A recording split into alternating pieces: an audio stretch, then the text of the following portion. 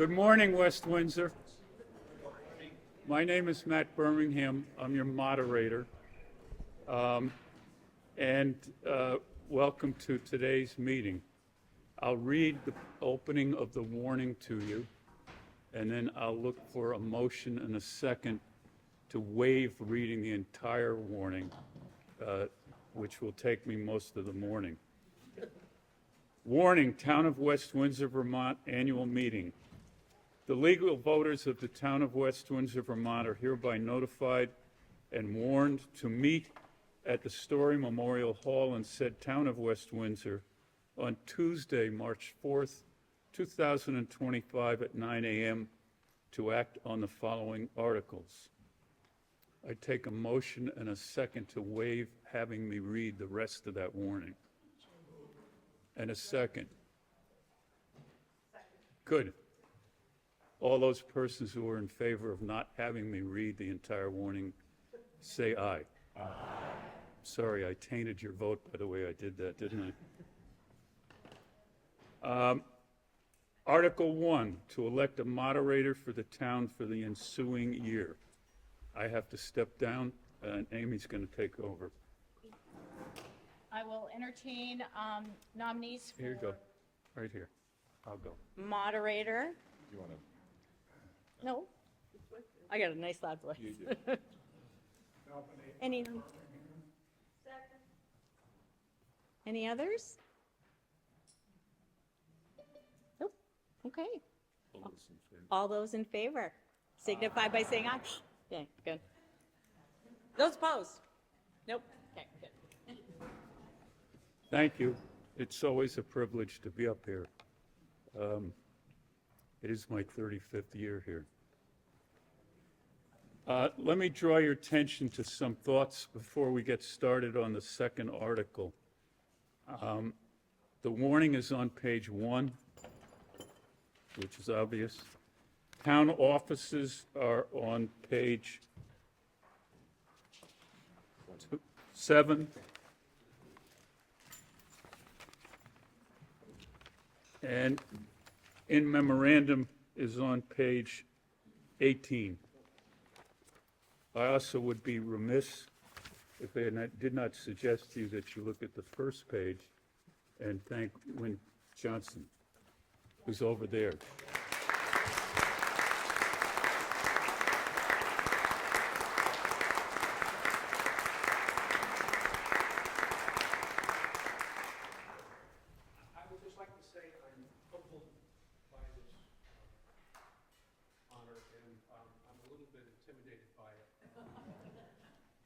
Usually these are done posthumously. Notice. I have a doctor's appointment tomorrow that I don't know about. Thank you, Win. Just as a heads up, I know you know this, you need to have a yellow sticker on in order to speak and in order to vote. Just as a heads up also, on Article 5, which is the short-term rental, I'm going to put that to a paper ballot right away. I'm not going to take a voice vote on that.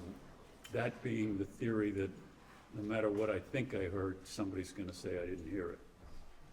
So let me draw your attention to Article 2, to act on the reports of the town for the year ending December 31st, 2024. I'll take a motion and a second to adopt the town report. All right, I have that. Is there any discussion? Questions, comments, corrections? Okay. Hearing none, those persons in favor of the article as read, please signify by saying aye. Aye. And opposed by nay. The ayes have it, and you have you have adopted the town report. Article 3, to elect town officers for the ensuing year. You will find the current incumbents on page 7, and we'll go one at a time on these. Select Board, 3 years. The incumbent is Mark Higgins. We have a and a second. Are there any further?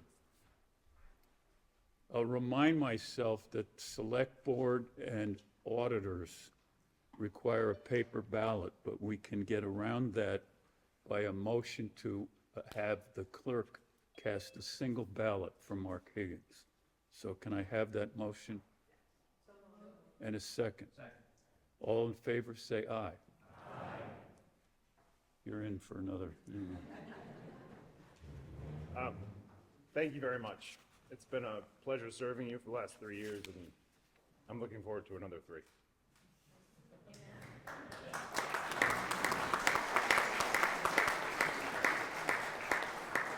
Yes, ma'am. No, but we did, we had the clerk cast a single ballot. Okay? No, let me explain it again to you. It would require, if it was contested, it would require a paper ballot. If it's not contested, then the clerk can cast a single ballot, which she doesn't know that she did, but she did. And that solves the problem, because with a room this full, paper ballots are going to take us a half an hour. And we do have one on the calendar coming up. Auditor.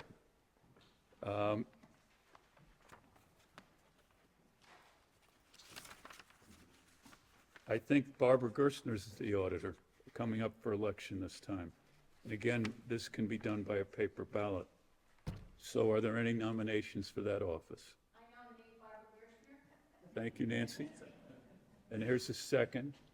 Are there any other nominations?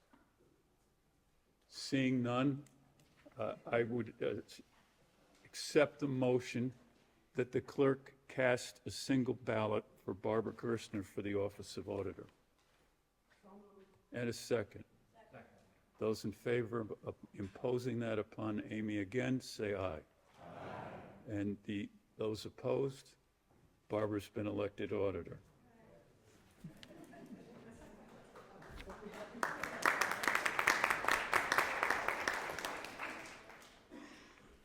Delinquent tax collector, job that I would not want. Amy is the delinquent tax collector. This we have to do by a voice vote, so I'll accept nominations for that office. I nominate Amy. Sorry? I nominate Amy. That's what I thought. And a second. Are there any further nominations to that coveted position? Hearing none, those in favor of Amy as a delinquent tax collector, please signify by saying aye. Aye. And opposed by nay. Congratulations. Thank you. First constable, 1 year. The current is Matt Cantola. I didn't see him come in. He's here. There he is.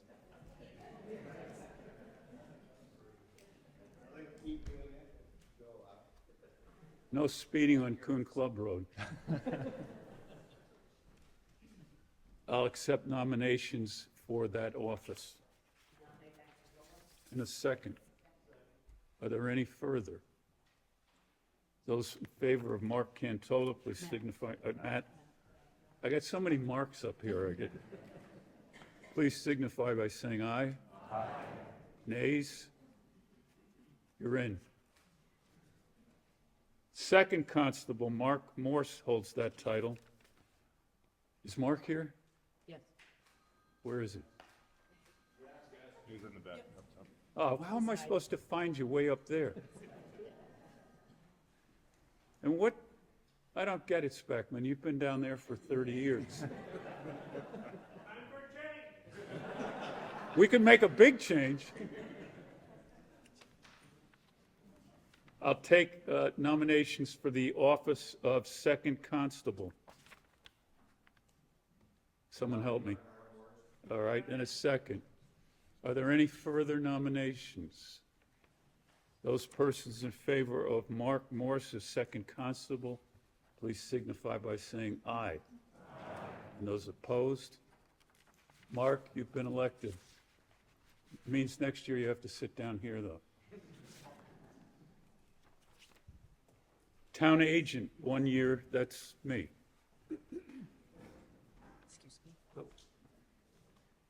Are there any nominations for town agent? Is there a second? All those in favor? Those opposed? Thank you. For those of you who wonder what a town agent does, there'll be a seminar after this meeting. And let me point out to you that my pay is $1, so you can imagine how long the seminar will be. Campbell Fund Trustee, 3 years. Betty French is in that office at the moment. Are there any nominations? I nominate Betty French. And a second. Second. Is Betty here? I've not seen. Well, that's the way to, that's the fastest way to get elected. Don't be here. Those in favor of Betty French, please signify by saying aye. And opposed by nay. Somebody call Betty up and tell her. Article 4. This takes my glasses. Due to the change from calendar year to fiscal year and the resulting transitional 18-month budget, which you adopted in November, shall the town vote to pay all property taxes to the town treasurer in 2 installments. The first installment of 67% thereof on or before October 31st, 2025 by 4:30 p.m. with no discount for payment in advance. Payments received after 4:30 p.m. will incur penalty and interest. Postmarks are not accepted as timely payment. And the second installment of 33% thereof on or before April 24th, 2026, with no discount for payments in advance. Payments received after 4:30 p.m. will incur interest only. Postmarks are not accepted as a timely payment. Whew. I need a motion and a second to adopt that article so we can discuss it if need be. And a second. I'm going to turn to the select board on this, I believe. Do you wish to speak now? I can just quickly. For the sake of, I don't want to belabor the point, at the special town meeting in November, we voted to adopt a fiscal year budget, which means that from after this budget that we adopt today, should we adopt it, we will be voting at this town meeting for a budget that will come into effect, whereas today we're voting at a budget that is already in effect. To bridge us from the old system to the new way we're going to do things, we need to do an 18-month budget, which is why you'll see that the numbers are a little higher under the budget article. But the collection dates, in order to ensure that no one receives a tax bill that is higher than they would be expecting if they're saving at a regular rate, we're going to pay the equivalent of a 12-month tax bill in October, kind of as we've done since time immemorial. And then from there, we're going to start doing tax bills every 6 months, which would be the April payment is functionally a 6-month tax bill. And so that's what this is asking you to do, is to help us set the collection dates so that we can get through this 18-month budget. And then next year, we'll be asking the town meeting to begin doing tax payments every 6 months, again, in an effort to make sure that you don't receive a bill that you haven't been saving for at the right rate. Yes, ma'am. So, October of 2026, you're gonna pay 50% of the bill? 67%, right? If it's an 18-month. No, 2026. Yes, sorry, yes. In October of 2026, you'll be paying 50% of that year's tax bill. April, you'll pay the. Exactly, another 50%. Any other comments, thoughts, or questions? Sir? Just a curiosity, why, if you are late on the second, on the April payment, Yep. there are no penalties attached to that? Because we're anticipating that there's going to be some confusion. Okay. And so we're trying not to penalize people for moving to a new system. There will be penalties in the future. Okay. Yes, ma'am. Some of us receive a stipend from the state for property taxes for their moving. So how does that work for that extra 6 months? That's a good question. Sure, the question was, is some people receive a stipend from the state once a year to assist with their property taxes. How will this work for that? I can't speak to how the state may change its system, obviously to accommodate it, but we're willing to, always have a discussion on making sure that we're making, if you have only the stipend as a means of addressing the property taxes, I think it's, yeah, oh, sorry, Amy. Stand right up, Amy. Pat, this has been an issue or question, I should say, in other towns as well that have moved to fiscal from calendar. So I just haven't had the time to delve into it because there are certain things that we can do, and I just don't know. We need to get through this process first before we address that. I think the options might be that you can have it all at once, or it might be split. But that's, what we have to kind of figure out. So, but we'll let everybody know, as soon as we know. But the stipends usually from 1 year, so now we're talking about 18 months. Exactly. So that's what we have to figure out. It's unclear to us because this is so new, and it's certainly unclear to me. So I have to get some guidance on that from the state. So, okay.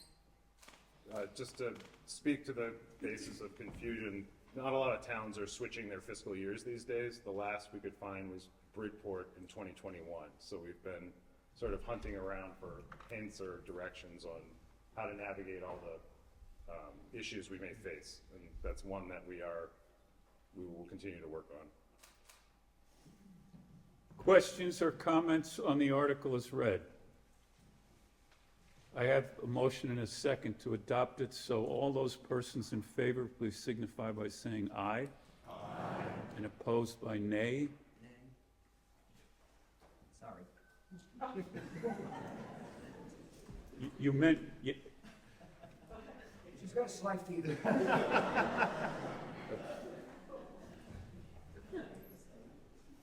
you have adopted Article 4 as read, despite the nay. I think it was an unintentional nay. Count that as a spoiled ballot. Newspapers taking pictures of it. If I was cruel, I'd ask you to stand and explain that. Candy said she was just parroting you. Article 5, shall the town vote to repeal the ordinance to regulate the operation of short-term rentals? I need a motion and a second to adopt that article as read. And a second. This is open for discussion, remembering that my intuition tells me that the smart thing to do is take this to a paper ballot rather than me making a judgment on who's got the loudest voice. If we do that, with your permission, I'll remind you to come down the center aisle with your sticker, oh, it's over here, to vote in the ballot box. There are ballots here, and are there ballots in the back? In the back, yeah. Yeah, and The little table. I'll explain that when we're done. So, I think the select board wishes to speak to this first. You have to adopt it. Have I not done that? No, I do one screw up every year. I need a motion and a second to adopt the article as read. We did that. Oh, we did? Yeah. All right. He did that purposely. No, I for didn't. me off. It's not a good start. Good morning. On Article 5, the Select Board is recommending and asking for a no vote on this purpose. What I'd like to do, with your permission, is speak briefly as to how the ordinance came about, speak to its operation, and if there's any further discussion or questions from there, we're happy to entertain them. In West Windsor, as of December 2024, there are 43 short-term rentals. This represents about 5% of the housing stock within West Windsor. The Planning Commission, at the behest of the state in 2023, began amending the bylaws, and one of the efforts that they shot for was to regulate short-term rentals, the state having recognized that they are problematic from an affordable housing issue as well as others. The Planning Commission held a hearing in November 2023 on the zoning bylaws that included short-term regulation. At that meeting, it became clear that a zoning ordinance would not be the correct way to handle it, and that the general police power of the select board would be a more appropriate means of regulating short-term rentals in town. So we went back to the drawing board through 2024 for about 9 months until we struck upon the ordinance and the system that we're presenting to you today. The goals in putting this ordinance together were twofold. One, to make it easy to comply with, and two, to make it easy to enforce. Famously, Woodstock had a short-term rental ordinance about which I saw a newspaper article in the Vermont Standard, only 33% of the short-term rentals in town had adhered to, which if we have an ordinance that no one's following, it's not much of an ordinance at all, and so we wanted to avoid that outcome. The ordinance and the system we struck upon is relatively easy. It's a registration system. So what we're asking for is if you have a short-term rental here in town and it's on your primary residence, you'll pay $150.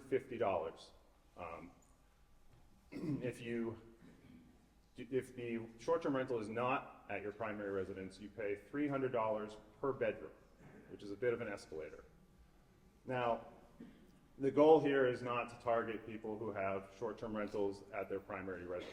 The way we struck upon the fee for that is that the software that the town will be using to find all short-term rental listings within town costs about $4,200. And if we have 43, it's about $100 per short-term rental. And throw a little overhead for Matt and Amy's time and Deb Shears to process these applications and the paperwork required. And that's how you come up with the baseline number for hosted short-term rentals. The unhosted short-term rentals, of course, cost more to register. The idea there is that they fit into a bit of a gray area if you think about it from a public resources perspective. I don't even know what to do with that stuff. Okay. A strong reaction. You know, these are not empty second homes where people show up for a few months a year, and nor are they fully occupied in a way that they're participating in the community. These have people presumably every weekend or whatever amount of time where they're driving on our roads. There's, you know, they're using our resources, and so there should be sort of some recompense for it. Additionally, there's public safety factors to this that kind of get ignored. Some of the requirements that we're asking for both hosted and unhosted short-term rentals is just that they're adhering to state fire safety standards and that their septic system or wastewater system can handle having the people that they want to host. Very basic kind of, you know, you can process the people that you have, and that if there's an issue, they can get out. If you're an unhosted SDR, again, if it's not at your primary residence, we also ask that you have an agent who's located physically in Windsor County that can speak on behalf of the property if necessary. This comes into play in a couple of different ways. One, if there's a noise complaint, right, we don't have someone that we can just call up to go deal with it right now. If there's a fire, we had a fire at an Airbnb only a few weeks ago up on Rush Meadow, and while the family that was staying there got out safely, the owners are out of town and they don't have someone in town to hand the property over to the fire department or to take the property from the fire department. And so having an agent who's responsible for these things assists us in ensuring that public safety is maintained. So that is the long and short of it, right? The goal here is just to, again, make it easy to register every year. You come up in front of the select board, and every year if there's an issue, that's our opportunity to address it with a property. If there's no problem, pay your money and let's move along. The enforcement side of this was also something we were concerned about, as I mentioned. The way that the Planning Commission had originally envisioned it with the zoning bylaws would require Deb, in her capacity as zoning administrator, to get in her car every weekend and drive around to make sure that the license plates and driveways were green and not white or any other color. And I don't think that's a good use of taxpayer money. I don't think it's a good use of Deb's time. And so by having a registration system in which SDRs have to come to the town, and that violations of the ordinance by not registering would be violations of the zoning bylaws, it makes it so that the town can very easily send out a notice of violation under the zoning bylaws, and that is one way in which we can sort of bring them to task, as it were. We also have the option of issuing municipal tickets, of bringing a case before the Judicial Bureau. These obviously cost more money. We'd have to hire an attorney. We're not trying to create more work for ourselves. We're just trying to make sure that we have a handle on how many SDRs in town and what's going on with them.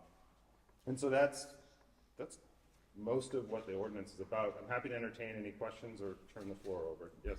So,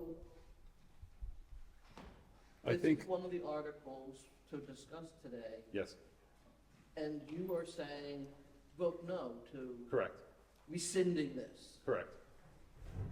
I don't understand why we're even, So after we passed the ordinance, according to Vermont law, posting it and all that, 5% of registered voters in West Windsor signed a petition asking us to put this on the town meeting warning to repeal it. so you're asking us to say no? Correct. So we're asking you to say no to the petition to repeal it. sir, Oh, sorry. You mentioned general police powers? Yes. Select board, could you explain what? Sure. Sorry, I'm an attorney by trade, so it's a general police power is the zoning board, right? The DRB very specifically enforces zoning bylaws, right? Listers very specifically enforce tax assessments. Somebody owns all of that, and that's called the general police power. The select board, being the top of the pyramid, has what's called general police power. It's not police in terms of police department. Thank you. any other questions or comments for Mark? Can you define for us all the time frame of a short term? Yes, absolutely I can. So, first of all, anything over 30 days is a regular lease, which would not be regulated by this, right? If you have someone who's, you're renting out a house or something like that, you're not subject to this. Short-term rentals are a dwelling unit rented to the transient, traveling, or vacationing public for a period of fewer than 30 consecutive days, because otherwise it goes into a regular lease, or for more than 14 days per calendar year. Any other comments or thoughts or questions? I'd like to comment since I got the petition rolling. One, I wanted to comment, of course I wrote a whole speech, but. Ann, could you speak up? Sure. I wanted to comment that all these issues with short-term rentals are the same issues with long-term rentals. You don't know who you're gonna have, and there's always issues with people in your apartment. I have an apartment at my house for 34 years now, and I've done long-term rentals, and with the increase in property tax and the increases in the cost of living, I decided to change to short-term rentals to try to make some money. I had the same tenant recently for 12 years. Last fall, I read on social media that there was a Valley News article that my town was proposing this. And I already pay more property tax for the extra living space. I pay federal and state income tax for rental income. I pay Vermont state rooms and meals fees. I pay more homeowners insurance for renter space, and I pay a fee to Airbnb. It felt a little over the top. It felt a little invasive. My property and my rights of making a living were under attack. I am looking for some kind of proof, maybe from the experience from other towns, that implementing this on short-term rentals will work to increase the long-term rentals and increase the town's population. I was asking what the funds go to, and they go to software, as you said, and how will my money be used towards software and to the people in town? I was especially concerned that that fee could change at any time by the select board with no question from anybody. There are many factors that make up the nationwide housing crisis. How are all the other factors being addressed in town? I am concerned about the many homes that are not lived in at all, long-term or short-term. Do these homes get registered? Do they pay a fee? Does every hotel room pay a fee for their short-term rentals? The saying comes to mind, you can catch more flies with honey than with vinegar. How about encouraging homeowners with rental space by offering a tax break on their long-term rentals? Some thoughts? Any other comments, suggestions, or questions? She asked some questions, are we gonna get answers?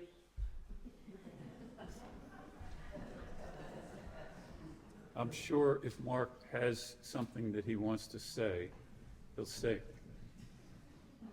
The answer is no. Yeah. I'm not sure what remains outstanding, but I'm happy to address the funds or any other question that is there. As I said, the basic cost covers the price of enforcement and maintaining the system, and any excess will be put towards the Planning Commission's Affordable Housing Initiative to ensure that those things stay out of taxpayers' pockets, right? If these short-term rentals have a negative impact on housing stock within our town, then they should help pay for the studies that we're doing to figure out a way to increase affordable housing. I think Jill up at the top there as well. Somebody way in the back had their hand up? Could you up there speak a little louder so that your voice is carried throughout the auditorium? I'm halfway across the auditorium, and yet all I can do to hear you sometimes. We have microphones up here, and we're trying not to use them because I don't want to be confused with Taylor Swift. Then speak up. Okay, I will. So I think you should stand up so that this gentleman can hear you. Go. Yeah, yes, sir. Do you want to go first? You go. You go first. I was wondering, does the hotel pay this short-term rental fee? Is this, there we go. Yep. Is this better? Okay. I don't love it. The hotel does not pay the short-term rental fee. They're exempted by state law from it. So if they're already taxed at a higher rate by the state being a hotel, so they don't fall under this. And if they fall under this, under the hotel tax for the state, then they're exempted from the short-term rental ordinance. Sir. Hi, everybody. This is my first time coming to a town meeting. You love Route 4, so if I say anything wrong, sorry. I have a question followed by a possible comment. When you mention the risks of having a lot of short people here, you know, short-term rental is a bit. We're a very tall town. Honestly, that's not true. What's the definition of short people? Mention the risks of removing a lot of the short-term rentals or making them more difficult for people to run. Because I think if we're going to look at this, we should really be fair. I'm going to comment that I struggle with this, and I suspect a lot of people do. We had we had long-term rentals, and when our renters stopped paying, it just became too difficult. We have other jobs, and I'm sure other people did too, so we started having short-term rentals, and we have two. But we bring in hundreds of people into this state, into this town every year. I mean, literally hundreds, who have a lot of income to expend here. They go to the store, they go to the festivals, they sign up for the races. So I think, please, whatever decision we make, make sure that we're discussing the consequences of removing this or making it difficult versus keeping it the way it is. Any other comments, questions, or thoughts in the balcony? Hi, my name is Joe Delaney. I own Delaney Stables, which is a business and also a personal residence. As a business and a personal residence, I need to pay state income tax and federal income tax, and I pay commercial prices on my business, not residential prices. So this is a normal cost of doing business in the state of Vermont.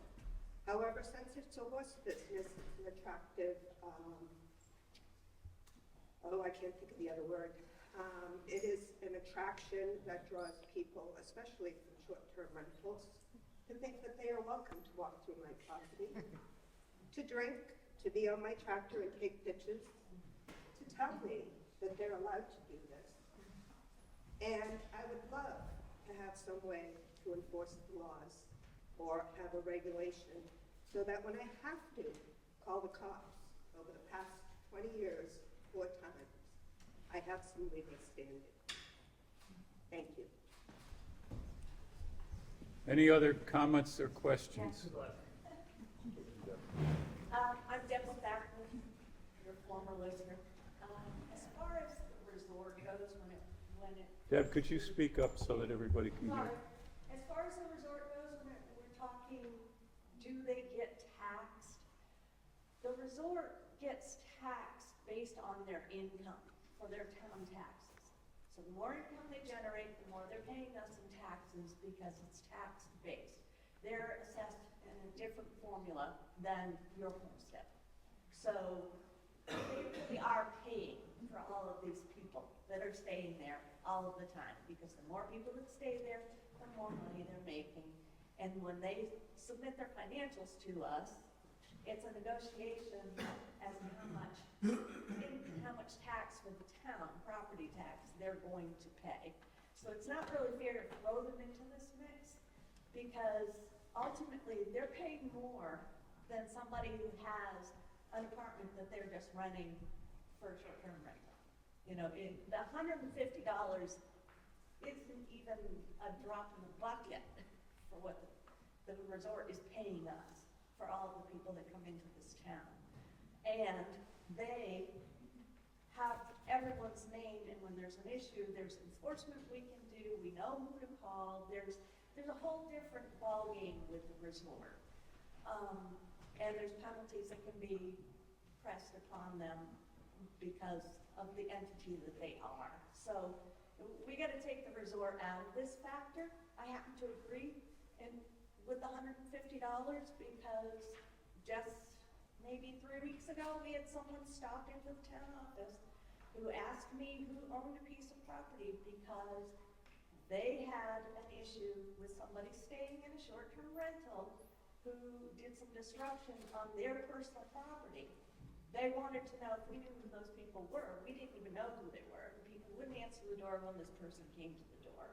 We had no recourse. And that's the kind of stuff that happens to us that the rest of you don't really see, is that we need some way to address some of this stuff. And I don't see that the select board is going to look at this as a money-making venture and every year your cost is going to go up. They're just looking at it as a way to make this town a little bit safer, to have a little more control over what's going on in this town. And I don't see a negative factor in it. Lynn? Yeah, I was just curious as to, you said you wanted to make the ordinance easy to follow, easy to understand.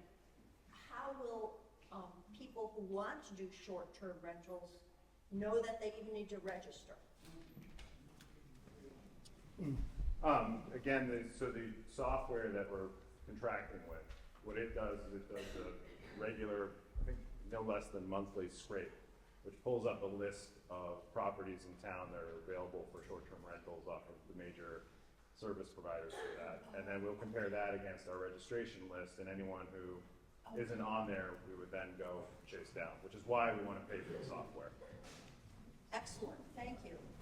Yes, ma'am. By the way, the state's doing the same thing. they're doing scraping and they're looking because they don't get their room and meals tax unless the people are honest. If they're trying to sort of fly under the radar. So the state will also be contacting a short-term rental owner, whether or not this ordinance passes, because they're after their room and meals tax and they demand that it be paid. Oh, and yes, by the way, as Dan alluded to, also after expenses, income tax as well as federal income tax. So the state's very interested in this as well. Thanks. Yes, ma'am. You keep talking about the $150 food, but there's also the $300 per bedroom when it's not on your property. If that money starts accumulating, where does that sit? Sure, yeah. So I can actually, in the budget this year, we estimated on the low end what the revenue would be from the short-term rental fee.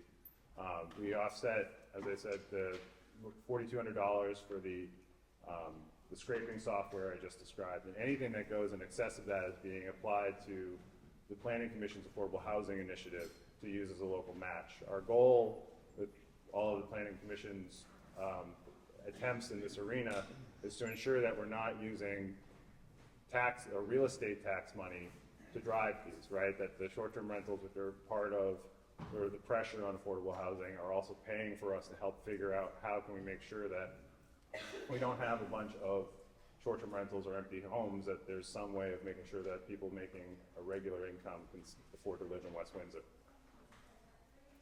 Any other comments, questions? Nance, how many people are in the hall? 120. I ask her that because when we do the paper ballot, we don't want to have 125 votes. As I said to Amy, Stalin used to say you can vote as often as you want, so long as I get to count the votes. Protocol, come down the center with a paper ballot, cast your vote, and peel out on both sides. Yeah, I'm good. If you vote no, now heads up, if you vote no, you are not repealing the statute. All right, remember what the articles say. If you vote no, you're not repealing the statute. If you vote yes, you are repealing the statute. Everybody clear on that? Help yourself. Count the votes and then report to me and I'll report to you. Second point, as you can see, there is Australian ballot voting for the school budget if you wish to avail yourself of that. There are 120 people in the hall who registered. 99 people voted no. 15 voted yes. So the outcome of that vote is you have not repealed the statute. I think it's appropriate at this moment, if you're voting for Australian ballot, let us keep going with the meeting. Normally, with your consent, we let our representatives in Montpelier pass a word along. John Bartholomew is here, Elizabeth Burrows is here, Allison Clarkson's here, and Joe Major is here. So they just wish to address you briefly. John.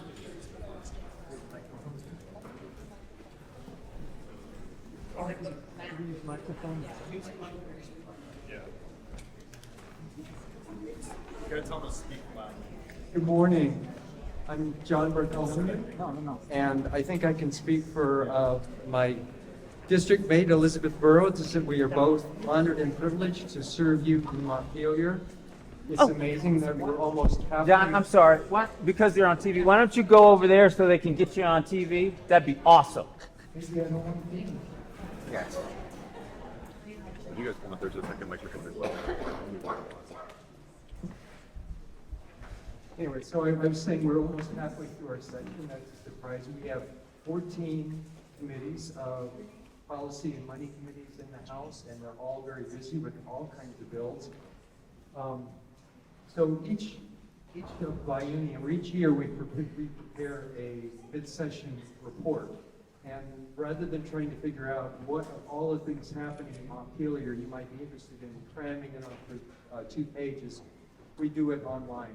And so I put out on the table one of these codes to get you to the link so you can scan that if you want. I also send it out in a listserv. And you can get to it, we can send you the link as well. Just send us email on that or really on anything. We're very easy to find. If you just Google the Vermont Legislature and enter our names, we'll come right up. You can find our email address. So you don't even have to know our names. All you need to know is what town you live in. You can find us, including the senator. What else do you want to talk about? Okay, just this biennium. The last biennium I was on the Transportation Committee, and now I've switched over. I'm on the Environment Committee. And while there's some really important stuff that happens in transportation, and obviously we need to have our roads taken care of and our bridges, but I have to say I'm really enjoying testimony on beavers and coyotes and on water quality as opposed to grading projects. So it's been interesting. There's a lot of stuff happening. Most of the stuff we seem to talk about this biennium is education and taxes. And my district mate is really more of the expert in education, so I'm going to let her talk about that. But I do want to point out that the legislature is doing a survey, another QR code, and I'll put this out in the list and put it on the table. And this is a survey on your thoughts on education. And we need feedback from people all across the state, because, and the information you provide will be shared with us and with all the policy committees involved with the process of trying to reinvent education, look at education finance. So if you do that survey, that would be really helpful. Just one other thing I want to touch on. There's so many things I could touch on, and that would be climate change. And obviously climate change is impacting us already. We have, in terms of cost to Vermont, it's billions of dollars because of storms, severe storms and flooding. And so the way to reduce emissions is obviously to move people away from dirty, price volatile fossil fuels and shift to more clean, renewable, and sustainable and affordable ways to heat our homes and to get around. And this is already happening. It's happening all around us, slowly but surely the global economy is shifting towards renewable energy. And so Vermonters who can afford to buy electric vehicles or to weatherize their homes or get heat pumps or other much more efficient heating systems, they make this investment already, and they're saving hundreds or thousands of dollars in their household budgets. So it's the folks who can't make that switch that are being left behind. The lower to moderate income Vermonters, maybe folks in rural areas, maybe older Vermonters. And so really they're stuck paying those fuel prices at the pump or to their heating fuel dealer. And what's, we're transitioning, and they're just really getting left behind, like I said. And there's been a tremendous amount of disinformation that's been put out about what the legislature is trying to do. And I just want to be clear that the goal of almost everything we pass is to help Vermonters make the transition. And again, there was a lot of misinformation. The governor actually has introduced, made some proposals for changes that would basically erase every progress we've made in climate change. So I'd say moving forward on climate change and many issues, we're going to be having some pretty spirited debate on the House floor. So that's just one of the many things that I'm focused on, and I will hand it over to my district manager. I have a question for you regarding the transportation. Currently, people with electric vehicles are not contributing to the highway fund as much as people with fossil fuel vehicles. And I don't know what it costs to register an electric vehicle anymore. I used to have one. But I feel like something needs to be put in place so that people with electric vehicles can also contribute more to the expense of our highways, roads, and bridges. We could go on about that for long, because it's an important issue, because not only are electric vehicles not contributing for the gas because they're not paying gas tanks, but the gas tax. But we're seeing more and more efficient vehicles, and people are driving less. So we don't have enough tax revenue to pay for our roads. So we need to do something. There is currently a fee when you register an electric vehicle, you're paying an additional fee. And I know that the transportation committees are looking at mileage-based user fee, and that opens a whole other area of debate of how to do that. Thanks for your point of clarity, as an EV owner, there is already an existing fee in addition to the registration. 189. Yes. So there is an additional fee that's in excess. How much is that? $189. Okay. And if we were to institute a mileage-based user fee, theoretically, that would go away. So will we also be finding people who have solar energy paying a fee because they're not paying the taxes that the fuel companies charge? You still pay the transmission fee for solar. We still pay our fees. I haven't heard a lot of discussion about that. Mostly, that is more involved in. I think you had a question over here, John, yes? No? All right, pass it along to Elizabeth. Okay. Hi, I was standing here while John was talking and thinking about how really lovely it is to see everybody. A year has passed since I've seen some of you, and we're all a little bit older and a little bit wiser, and in some cases a little bit something else. I joked with Justin this morning that I was going to bring my own microphone and disrupt everything.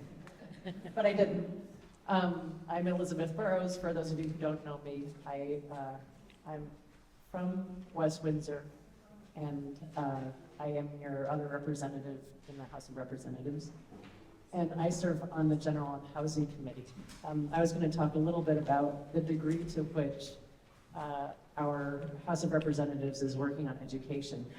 Of course, we got which some of you may know, we got a bill put out by the governor only last week, which is 174, I believe, pages long, 176 pages long, that has to do with the governor's proposal for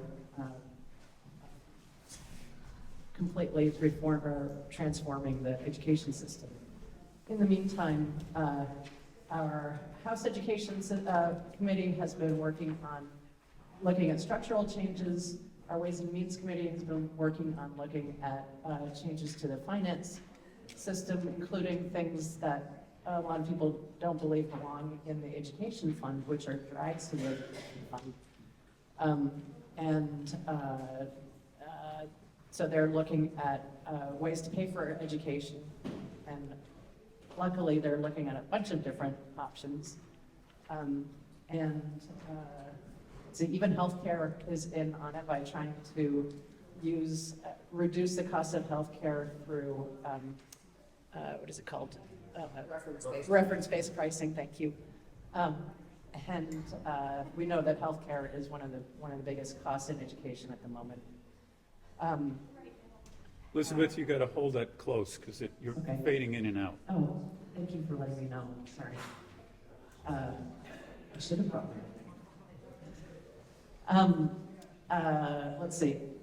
Meanwhile, I serve on General and Housing. We've been working hard on our own committee bill, which includes finance and means for smaller municipalities to be able to pay for infrastructure upgrades, changes to the permitting process and the appeals process, which should make it easier to build certain types of housing, of course, expansion of the very popular Vermont Housing Improvement Program, which has changed to a degree, and a couple of studies.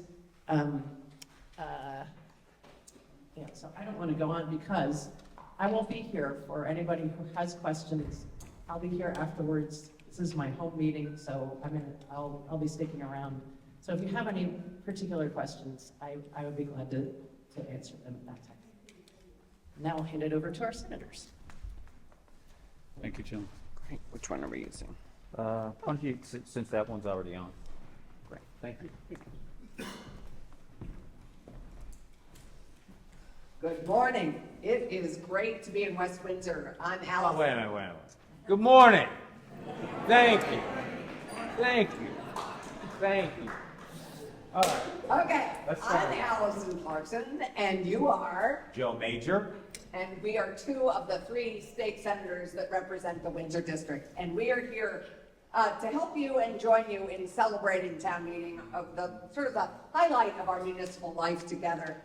We actually have just been ranked 2nd in the nation in terms of public engagement. Vermont is the 2nd most publicly engaged state in the country, which is really, I think, owes in large measure to our wonderful tradition of town meeting. Who's the first? Who gave us out? I don't know. You know, I tried to find out from the Secretary of State who the first was. I haven't found that answer out yet, but I know we're number 2. Could have been Canada. It is now.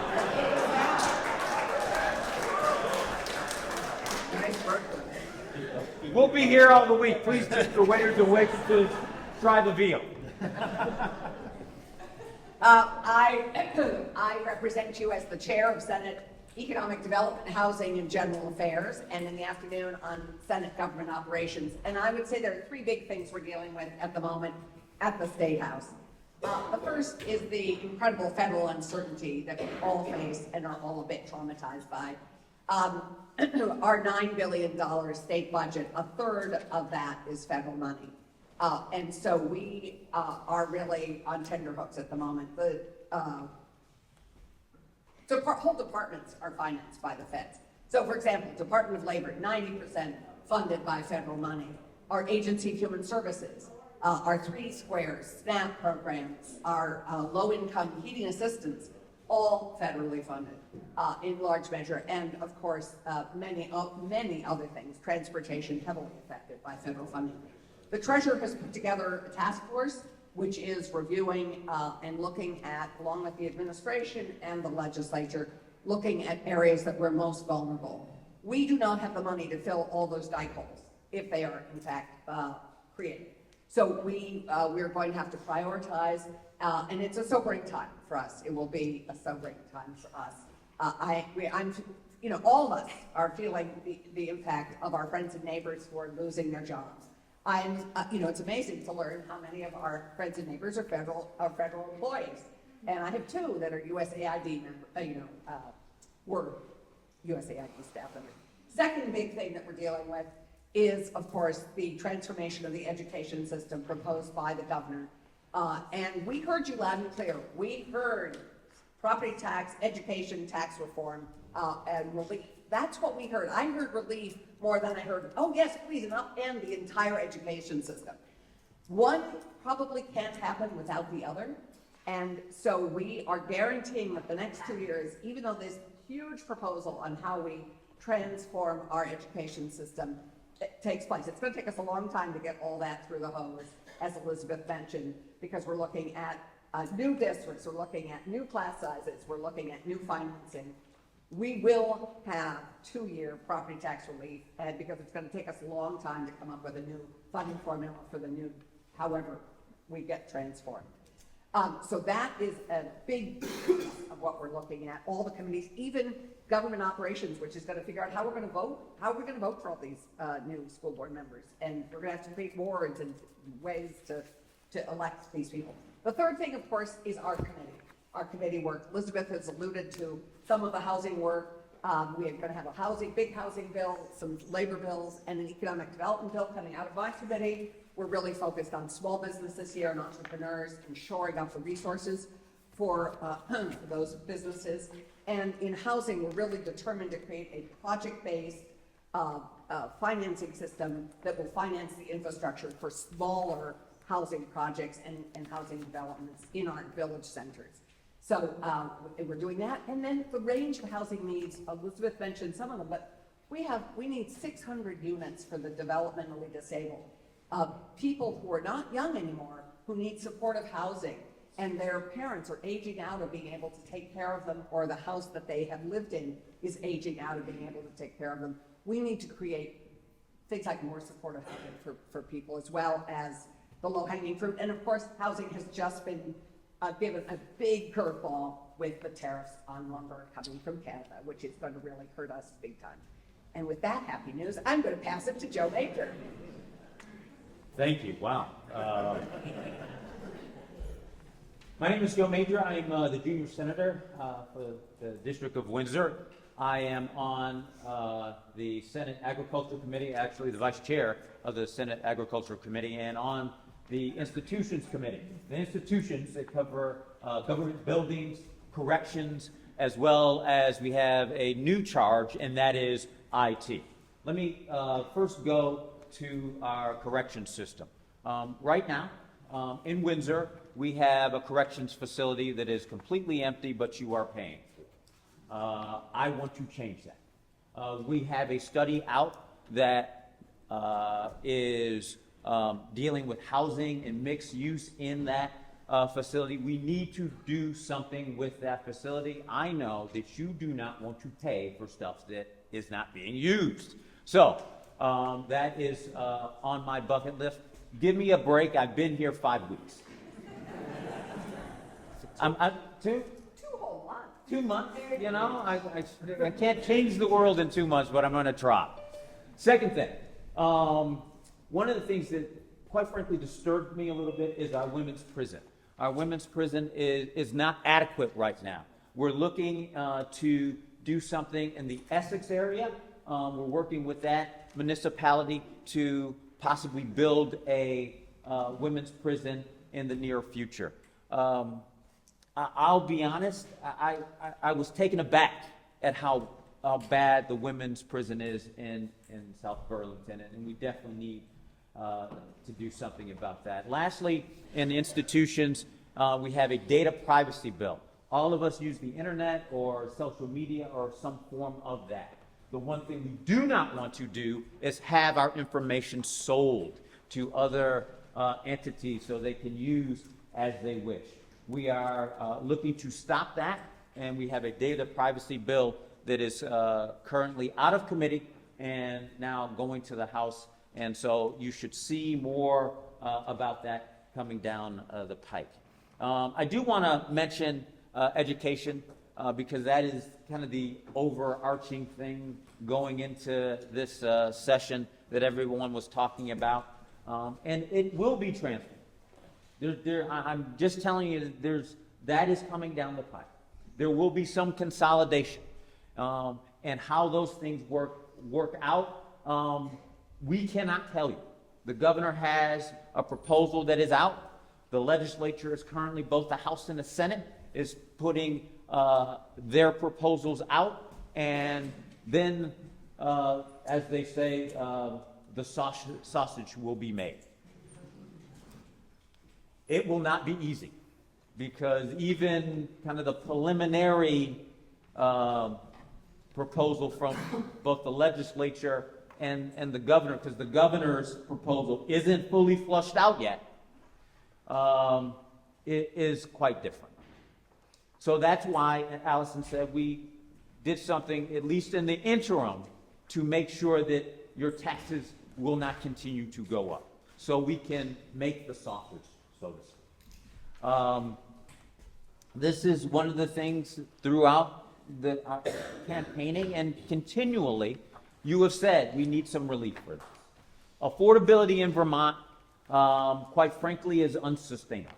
We need to give you some relief, and we're working to do that. We want to make sure that you feel that when you get a little older, that you want to stay in Vermont. For individuals as they get older, it is becoming unaffordable, and we want to make sure that you stay here, stay in Vermont, and make sure that, you know what, I'm a Flatlander, okay, I didn't grow up in Vermont, but no matter if you're a Flatlander or you were born and raised and your family was here in Vermont, that you want to stay in Vermont, and so we're going to work to do that. So thank you very much, and thank you.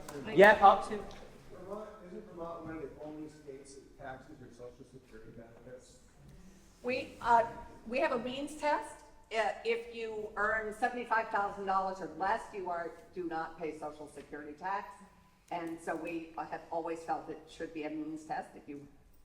So it is, at the moment, it's a means test, and there is a proposal to eliminate it altogether. We can't afford to eliminate it and all the military pay. There are a lot of proposals to eliminate paying taxes on certain types of public service and on Social Security. So those are all being weighed at the moment in ways and means and in finance. So, I think that's the reason why a lot of people make Vermont their summer domicile, if they live somewhere else, 6 or 7 months out of the year, so they can retire more comfortably, but still enjoy Vermont. Because of things like the Social Security tax and those other things too, that make it not as competitive as some states. So this is very true, and even some things Alice and I will disagree on some things, and military pay for retired military it may be one of those things as well. I'm a former military. The thing about it, we got to find that fund and that money from somewhere, and we will, particularly what Senator Clarkson said, and now where we've got to find $3 billion that we don't know that we're going to get. Then the difficulty is we don't even know what the playing field is right now. If we knew what we were working with, then we could probably figure out some things, but we don't even know what we're going to get. And but I am the ultimate optimist. We have gotten through worse things than this. Not much worse, but worse things than this. I truly believe that. We got through a civil war, for God's sakes. And we will get through this as well. Yes? It was like 6 or 7 or 8 years ago, but I think the present governor talked about the idea of getting all the school teachers on the same health insurance contract, possibly the same. You guys hang around for another 5 minutes and say. Maybe get some leverage on the pricing for insurance. Is that something that should be looked at? I'm going to tell you this. Everything is on the board. Everything is on the board. And I also will say, and I'll let Senator Clarkson speak to this. I just heard something. We have 2 health insurance companies, MVP and Blue Cross Blue Shield. Blue Cross Blue Shield lost $62 million. So you know what that means. They're a business. They're going to have to figure out some way to level that up. So in our healthcare committee, where they are working on that and working with UVM to right size that, but healthcare is kind of the unknown that we're not. I'm going to let our senior senator talk a little bit. Because yeah, of course. You're going to throw me under the bus, and then I'll have to go to the emergency room, which will be so expensive. Healthcare is one of the biggest challenges we face. It's driving all our budgets. It's driving our education, our municipal budgets, our individual personal budgets. There are some proposals to begin to address the huge costs at UVM and at some of our other hospitals. As you know, many of you may have read the Wyman report. That is a work in progress, and none of us serve on the healthcare committee, so I don't really have a good answer for you at the moment. But stay tuned, it's a top priority, but with all these others. Matt has suggested that we stick around before we go to Bridgewater and Barnard. I just have to give you guys a shout out. Along with Heartland, you are the best attended town meeting. And I gave you 10 minutes. So I all want you to do this. I all want you to do this. Everybody raise your hand. Raise your hand. Come on, raise your hand. Turn it the other way, and then go like that. Very good. Thank you so much. So thank you. We'll be out here for another 5 or 10 minutes. You're good. Thank you.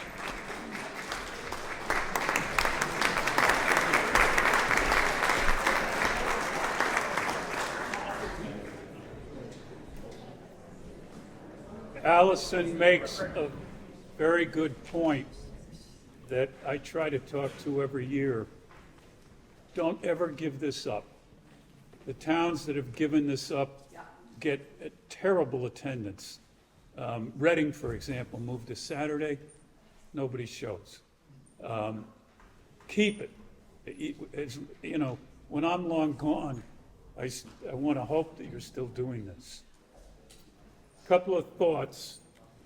Article 9 is to do any and all things, and what I'd ask you to do is stay for that article, because that's a chance to thank people, point out issues, talk about things that are important to you. We can't take any action on it, but it's one that I'd like you to stick to and speak your mind on any issue other than Canada.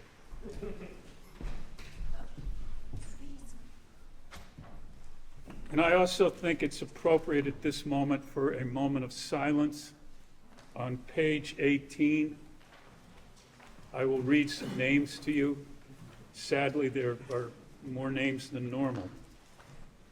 Gary Alexander, Wilmer Baker, Claire Collins, Thomas Egan, Robert French, Harold Ingalls, Robert Menzenhauer, Guy Roberts, Derek Ziegler, Jeffrey Sylvester, Rachel Tierney, April Terrell, Marie Walbridge, Joyce White, Sylvia Young, Michael Zito. Let's just give them a moment of silence.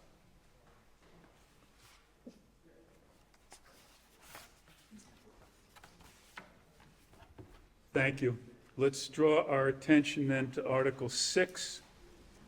Shall the town approve budgeted expenditures for the general highway, library, and cemetery funds for the year 2025 totaling $2,599,500 as shown below?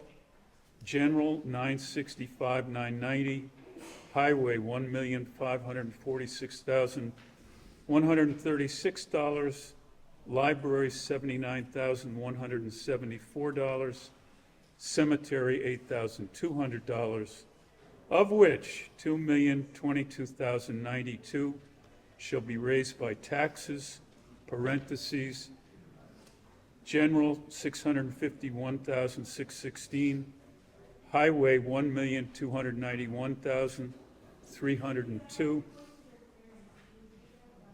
Sorry?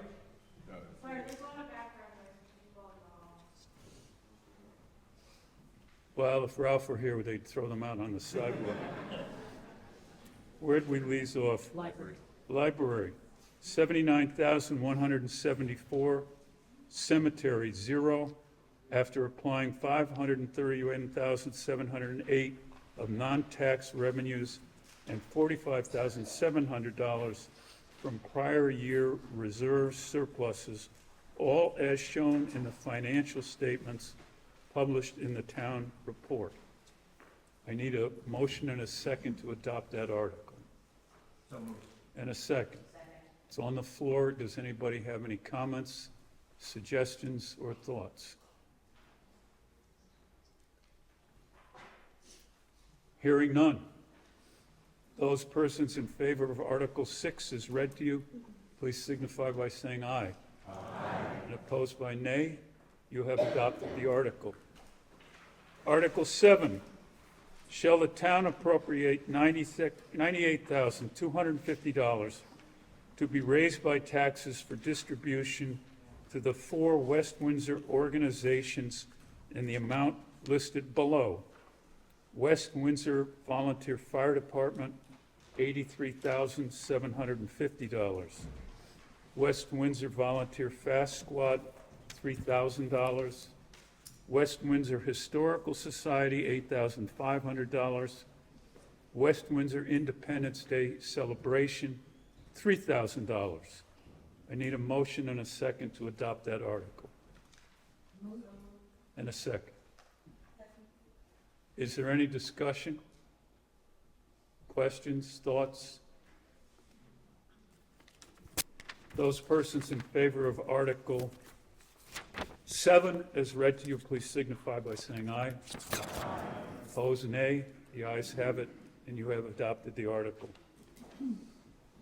Article 8, shall the town appropriate $10,203 to be raised by taxes for distribution to 13 other organizations which provide important social services to town residents in the amount listed below. Healthcare Rehabilitation Services of Southeastern Vermont, $1,067. Windsor County Mentors, $1,000. Volunteers in Action, $500. Vermont Center for Independent Living, $140. Green Up Vermont, $100. Visiting Nurse Association and Hospice of Vermont, New Hampshire, $2,475. SEVGA, $1,050. Vermont Association of Conservation Districts, $100. The Move Over, $125. Windsor County Youth Services, $600. Senior Solutions, $796. Reading West Windsor Aging in Place, $2,000. Windsor On Air, $250. I need a motion and a second to adopt that article. And a second. Is there any discussion, or is there anybody from any of those mentioned that wishes to speak? In the way back corner.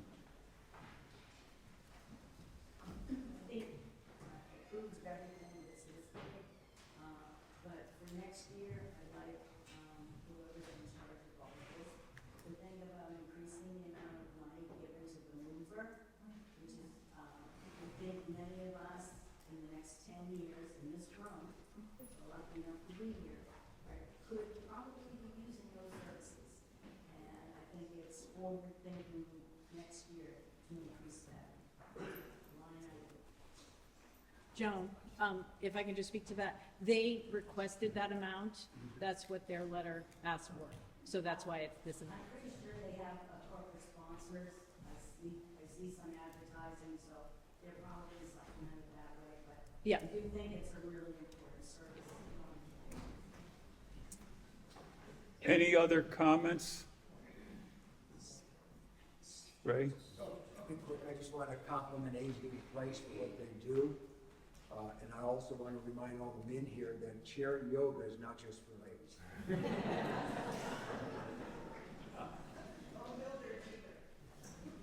Yes, ma'am.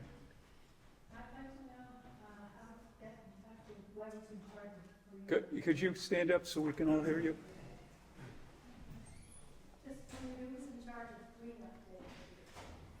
Who's in charge of Green Up Day? Sustainability committee, but I'm happy to chat with you. I was actually going to ask if I can make an announcement. Of course you can. But if you want, I can do it now. Do it now. Okay. On behalf of the Sustainability Committee, we've taken over handling Green Up Day Vermont locally. It's May 3rd this year, Saturday, as it always is. We'll be getting the bags soon, along with other materials. We'll be putting out to the listserv, to the town website, where you can get these things. One thing I would mention with regard to the bags, over the years, West Windsor has developed quite a backlog of green plastic bags. Fortunately, they're recyclable. This year, we're using old bags up first in an effort not to generate even more waste. I also want to let people know that on the 22nd of March, the Sustainability Committee is sponsoring another program in association with the Vin Center in Quechee, and this one is going to be on bird migration. Where they go, why they come back. And there'll also be some real-life samples here as we had last fall. So keep an eye out for that, and keep an eye out for Green Up Day information going forward. I hope that that last one explains to me and everybody why the robins are back already. And they're back in numbers, and they're 2 months early. So you have a motion and a second to adopt that article. Any other comments? I have a quick announcement. Aging in place, right after town meeting, go over to the library, get your blood pressure and cholesterol checked. Rita Rice is there. We'd love to see people. I'm tempted to back you up on that, but I have a little mixed emotion there. I'm a trustee at the library. Yeah, I'm gonna speak. I'm here from Windsor on Air, thank you. I'm gonna say two things. West Windsor Historical Society has given us some of the best content that I've filmed. So thank you. And also The Mover. I rode The Mover and I filmed something for them recently, and I have to say it was life-changing for the people that rode it. So, you know, just my own personal thought on that. But thanks for supporting us. Any other comments? You have a motion and a second. All persons in favor of Article 8 as read, say aye. Aye. Opposed, nay. You have adopted the article. Article 9, to do any other business that can legally be done at this meeting. This is a free-for-all, that we can't do anything formal, but we can speak and say anything that's on your mind, almost anything. Shelley. So I'm Shelley Seward with Scotty Outdoors, and 2025 is our 10th anniversary of being in existence. And we really just wanted to take this opportunity to thank everyone for their support, going right back to the beginning with the visionaries of the town leaders and the town vote to go ahead and, buy the property. We have had amazing support from donors, and the volunteers we have are just, although many of them have my color hair, so we really need to start making maybe to the next generation. We've just had a terrific support. And we're happy to have been chosen to be the one to provide recreation and activities at the mountain. The newest town leaders have been incredibly supportive as well. We can't be everything to everyone, but we hope we've met your expectations in the last 10 years, and we look forward to working with you for the next 10 years.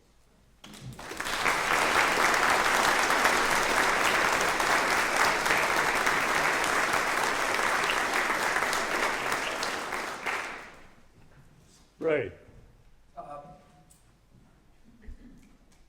Having been in this town 51 years, best thing I ever did, teaching principal down here at the school, I'm reflecting on how this town has changed. And one thing that concerns me, having participated in the survey of Between the Bridges and Beyond, and I know to a certain degree the select board has been involved with this project, of which I did, I'm concerned about how we're growing, and how, as I reflect on the nature of the town now, not to be one that's not accepting change, but one example might be the tiny houses by the post office. Not a matter of discussion, just bringing it up in terms of the long-term plan.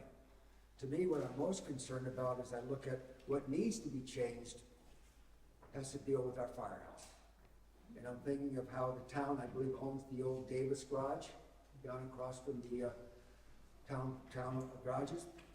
I would highly encourage us, based on the conversation of what we know about climate change and the flooding we've experienced here, and how that firehouse has been jeopardized, that we give some serious thought to either moving it or doing something about it. And I think it's imminent. It shouldn't be prolonged and put off forever. It's something we should address right away. And it's my understanding that, in talking with Matt Cato on the Davis Garage down here, that there was plans to do some painting, fixing it up, because right now it looks like it's shack. It's embarrassing, quite frankly. And I realize that involves some dimensions in which there may be volunteers, but if the long-term plan may be to make that a spot to put the firehouse, I would be all for it. Thank you. Any other comments? Absolutely. I'm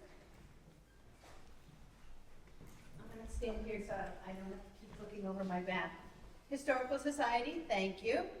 I want to make sure everyone saw that we have extra copies of the Mary Fenn book, The History of West Windsor, and of the Earl of Skull book, which is highlights the history of the historical Brownsville buildings and also some other buildings in town. We found a lot of boxes of those books when we were cleaning up. So I brought a box of each. It's in the bag. If you've taken them, great. They're two separate books. We also have a newsletter, and we have this little thing about our schedule. for the upcoming year. We are going to probably run out of the Earl of Skull books that are here, but we have plenty more. So let me also say that this Sunday, we are having a community work day at the Historical Society in Grange. It's a great opportunity to stop by, to see what kinds of things we have available, what resources we have available. It's a great opportunity to get involved for the first time, to come by and just sort of spend half an hour. It's from 2 to 4, pitching in and seeing what we have, seeing what you might be able to do to help. Also, we're having a public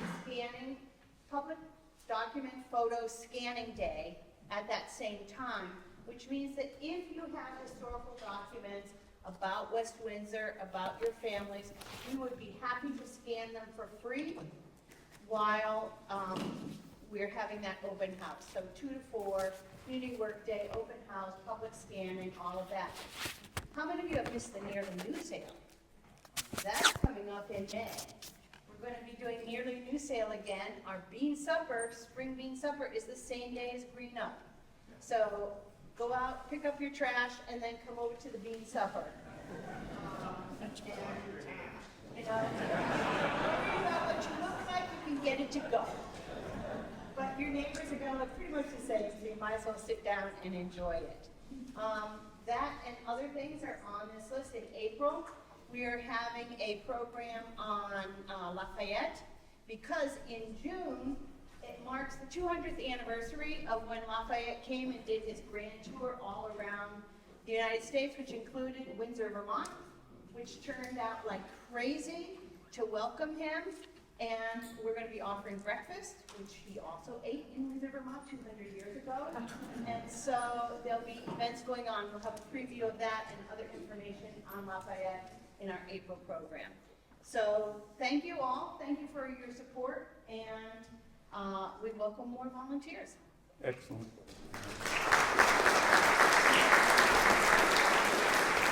Yes, sir.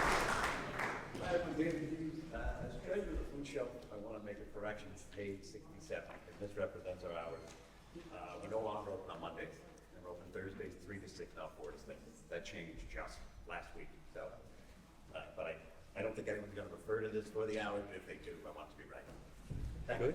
I have a question for you on the food shelf. Matt. I had a question about the food shelf. I think it's a great thing. I was just curious, like, how things are going in the economy. Have you seen an increased need for the food shelf? Dramatically, we have gone from 75 to 93 households in the last year and a half. We've gone from spending about $60,000 a year on food to about 80 last year. So where do you get the majority of your food? People donate it, or is it most of it we bought? We buy from our food bank, we buy from local, we buy from farms, we have a certain percentage donated stuff, but mostly stuff that we purchase.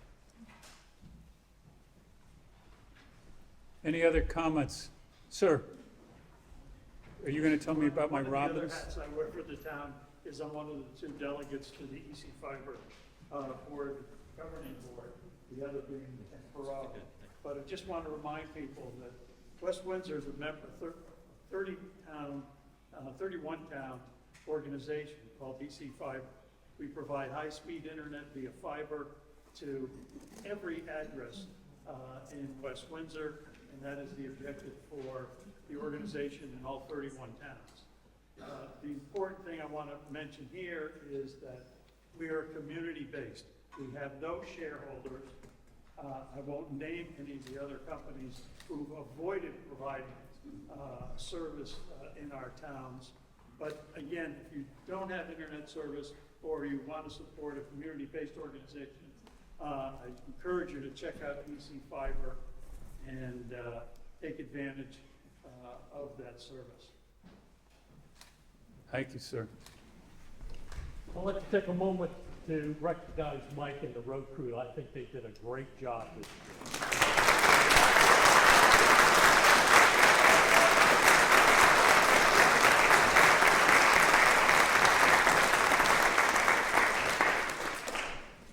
Sir. I'd like to thank the select board, Amy and Matt, for all the work they did on the budget. It was beautiful to see it pass so easily, but I know they worked many, many nights to deal with that. So thank you very much.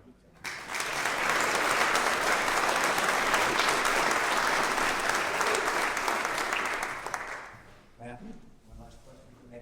On that topic, I'm curious, is there any indication how our taxes will be impacted going forward? By what? Nature of expenses of everything. The cost of things continue to go up, and we try to find savings wherever we can. The balance is always between just saying yes and maintaining services year over year, and trying to figure out what can we cut or what can we do more efficiently.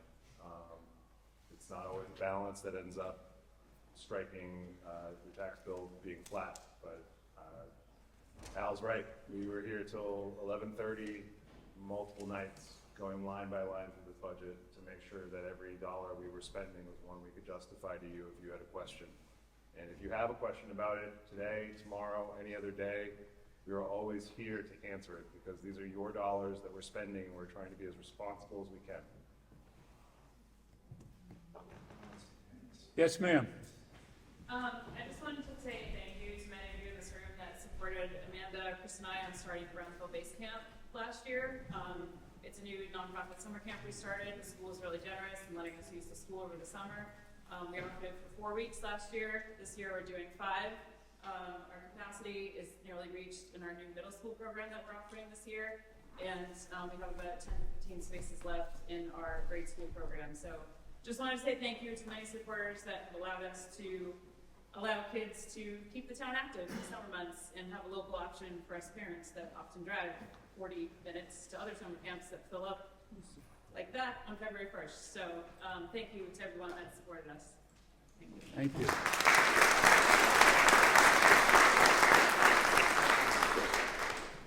Any other thoughts or comments? Amy, are you going to talk about dog licenses?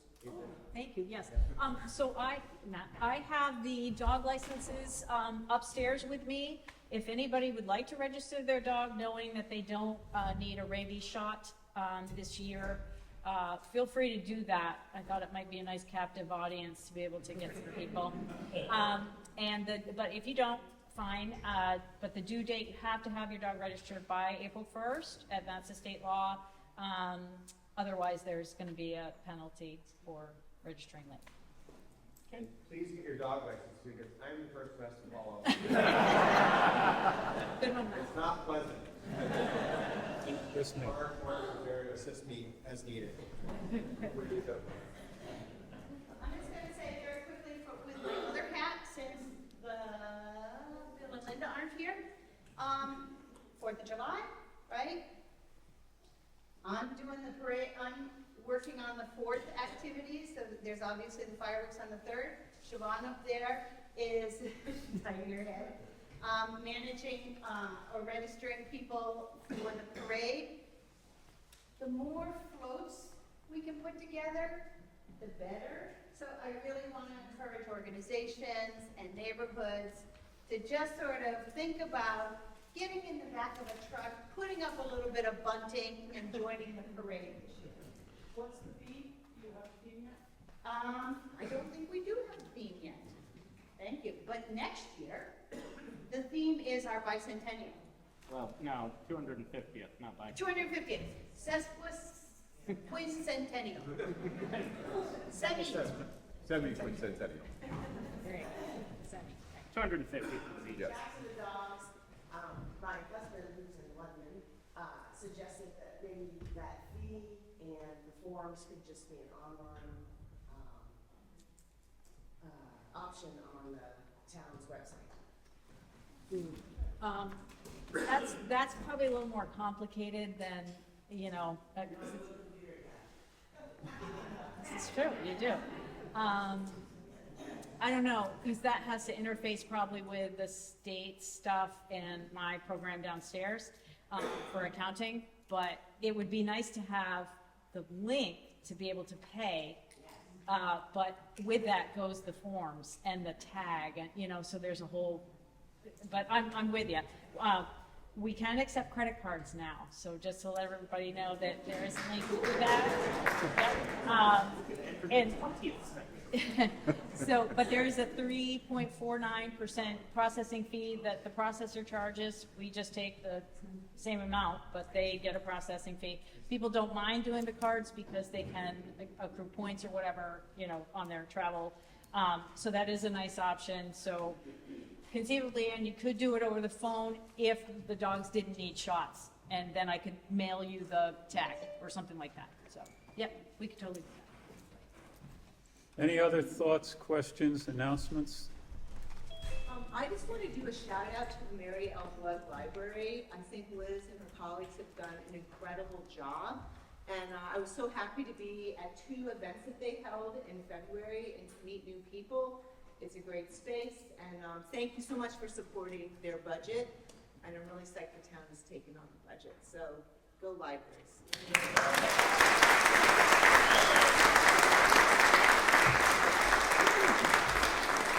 Actually, Matt, sorry, I have one more thing. Regarding the library and working with Mark Higgins and everybody here, the 2 movie nights that we had were fabulous. And Elf was the December movie, and the kids were all on their courtesy of AO, all the tubes and everything. It was the coolest thing. We have some great pictures. And then it was the movie for February on Valentine's Day was Casablanca, which was fantastic. But sadly, there were 6 or 8 people there. And it's such a nice thing, and the space is great, and Mark puts up the huge screen, Mark Higgins does, and it was just awesome, and I was just so devastated to see so few people there. So if you could find it, you know, in your schedules to come to something like that, it's just such a community builder, and you know, they had the popcorn and everything, and hot chocolate, so just something fun for adults and kids.